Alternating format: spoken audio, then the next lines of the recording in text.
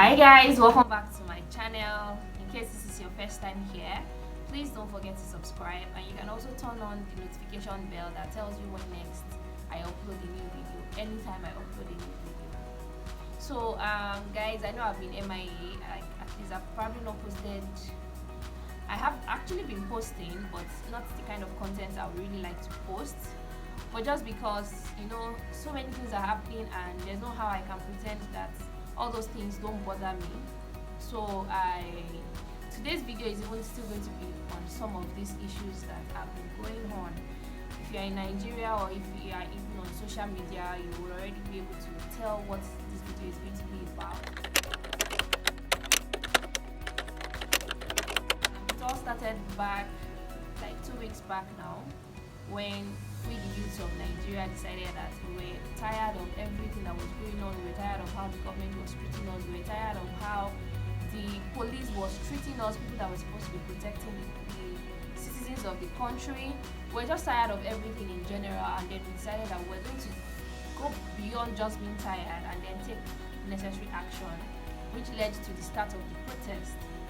So, and I'm not sure if that video will come before this. I think I'm already editing, so I'll probably put some of my experiences in the course of the protest up on my channel. I'm already editing that video because at least on 2 occasions I actually went out to protest too. So, and I made some videos of the events and all of that. It was a peaceful protest. It was peaceful all through, even though some people, I don't want to mention names, some people decided to take advantage of that protest, and they tried to make a mess, and they tried to discredit what we were trying to achieve with the protest. We were peaceful all through. If you see any video that says otherwise, trust me, they were manipulated videos, manipulating people, manipulating events and all of that. I don't want to dwell too much on that because my video is not about all of that. So we started the protest, we made our demands, we mentioned just a few of the things that we were just tired of. Now, backstory, these things didn't start today, they didn't start 1 year ago, they didn't start 2 years ago, they didn't start 3 years ago. It has always been like that. You know, this feeling when you grow up in Nigeria, I know it happens in some other countries too, this feeling of just knowing, okay, imagine you are driving and you can see a policeman in front, or like there's a checkpoint, and you can already tell that if only you will be lucky, there will be no issue. Even when you know you have all your papers correct, you have all your documents, you have everything you need, but you are just scared because you know they can still look for something else to bother you about. And that is how we grew up in Nigeria. And I know it is not normal. It's not normal for you to be scared of people that are supposed to protect you. Even when times I've had to, go to the police station to report some cases of some events or some happenings and all of that. And trust me, they have never been helpful. That's just my own share of some of this experience, my own personal share of some of these experiences. They have never been helpful. Imagine, we were robbed at some point in my house. Like, I came home one day, and it was obvious that we've been robbed. People forced their way into my house. They carted away with some of my things. I had some things I kept for people in my house. They took away those things, some appliances, some phone, things like that. And I went to a police station. The first thing was, I even had to pay them to put fuel in their car to come to the house to come and even inspect the scene. It's that bad. And then, even after doing all of that, asking questions, at some point they still tried to start pinpointing it on either me or my husband, saying, are you sure you're not one of your friends? Are you sure? They never did anything, and that was how that event just went away like that. Even after I had to buy fuel in their car, you'll be the one to follow up on them, and then when you really need them to do something, you have to motivate them with money. That's just how crazy it can be, and that's even on the personal level. At some point, I used to work in a place where we sometimes have to engage their services to help us to do some recovery and all of that. And for every single time you need them to do their own job, you have to actually motivate them with something, pay them. We protested about police brutality, we protested about bad governance, because that one is It's a video for another day. It's on another level. Like, I'm sure you've been following events that have even been still happening in Nigeria, even after the whole protest issue, where palliatives that should have been distributed to people that needed them, palliatives that were donated by people just to help the situation of things in the country due to COVID-19 lockdown issues and all of that, they kept them stored in warehouses. Like, I don't even know how people can be so evil. You cannot make things better, and then people come and say, oh, let's try to help you guys, and then you still keep these things away from the people that really need them, and then you guys are living large. These things are, sometimes you don't even need to cost these people because they are already cost. They are already cost. Things that they do, and I wonder how some of them go to sleep at night. Really, like, you go to sleep knowing that a lot of people are not even happy with you. You go to sleep knowing that a lot of people are cursing you on a daily basis and it doesn't bother you. Don't you know that if you don't suffer from these things, you have generations that are to come that will probably suffer from things that they know nothing about. A lot of issues that some people face today might not be things they directly contributed to. It might be things that probably their past generations did, and they are the ones suffering the consequences. I don't know how people don't think about that. Corruption in government, yes, I know this thing is not just about the government. Even some individuals can be corrupt, but at least this individual is just an individual. But when you are put in a place where people put you there, they look up to you to do good, and then you still can't use your office to do good, then why are you still there? We don't want you there. So this protest was about all of these things, and the part of it that now pained me, that took me a whole week to recover, was the event that happened on the 20th of October, Tuesday night. Today is Thursday.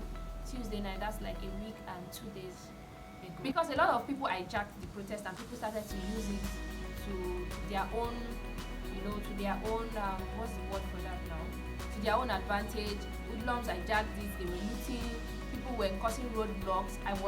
I encountered roadblocks on Monday when I was going to work. I could not even make it out to work, and I was stuck in traffic for more than 10 hours. But I felt like, well, this is one of the things that we have to go through, just to get to where we are going to. And Tuesday, the government decided that they wanted to impose a curfew. The notice came very late. People didn't even have time to even plan themselves. Some people were already on the road. If you live in Lagos, you will understand. If you are living on the mainland and you are working on the island, you know how long you have to travel in between. Now imagine I'm going to work and you impose a curfew around 11 or 12 p.m. for the curfew to start around 4. I don't even close from the office until like sometimes 3 p.m. How do I even get home? A journey that will take me about 2 hours from my work to my house. How am I going to get home? And then there were people that were already on the protest ground as at the time the curfew was already imposed. Some people could not even leave because the time that it would take them to travel from where they were at that moment to where they were going to their destination or something, probably they would not be able to make it. I'm sure somewhere in their mind they must have just felt like, well, the curfew was really imposed because of the people attacking other people, because of the hoodlums. If they remain peaceful, if they remain where they are, not bothering anybody, nothing would happen to them. And then few hours after that, they said, oh, okay, because they know people are still on the road, they extended the curfew till like 9 p.m. But they remained there because it just didn't make any sense for them to be there. Someone was there that was streaming live. If you are very conversant with social media, you know there's no how you can manipulate a live stream. I watched these videos live. I even recorded some of them while I was watching. So nobody can tell me I didn't see what I saw. I know what I saw. I saw it live. I saw it happen. There was no manipulating that. And then they started to shoot at them. Some of them tried to run. Some were not just running. As they were running, they were trying to save others, because we are all together. We all came here for one purpose. So even if I can escape, I can help you out too.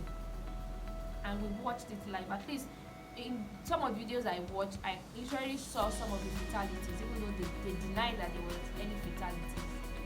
I have some of those videos. I don't know if I will upload them, but we all saw what happened and how the next day the military denied their being there when we literally have videos of their men in uniform, and then later the governor coming to say there were forces beyond his control. How does that happen?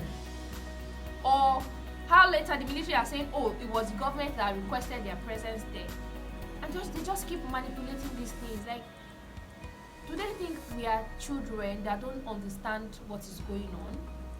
I really don't get it. I don't know what is going on in their minds right now. And I wish they can just think about the fact that people don't forget this type of things. These are people that you look up to, people that you have confidence in, and they are the ones that are actually letting you down. You know how that makes you feel as a person, or as a country, or as a community, as a state. It's just very bad that some people have to go through that families have to lose their loved ones just because we're trying to create a better Nigeria for everyone. This world is a circle. They say if you throw a stone into the market, you don't know if your relative will be in that market, and the stone will go and eat your relative. So you think sometimes you are doing something because you are not directly being impacted with that thing. You don't know somebody that will be close to you that will be impacted by it. So it's just a simple case. It's very logical, like when you think about it. But I've tried in the past 1 week. I wasn't really myself for like 2 days. I really could not even function. But because I take my mental health very seriously, I had to, find a way to get past that event. We do not forget, but we find a way to deal with it, and then we move forward. And I hope that you are a youth and you know you want change.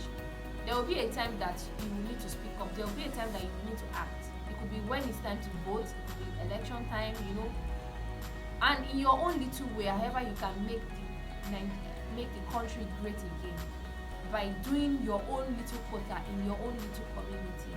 I hope we all take it as our own mandate, personal mandate, to make this country better for our children and for their children.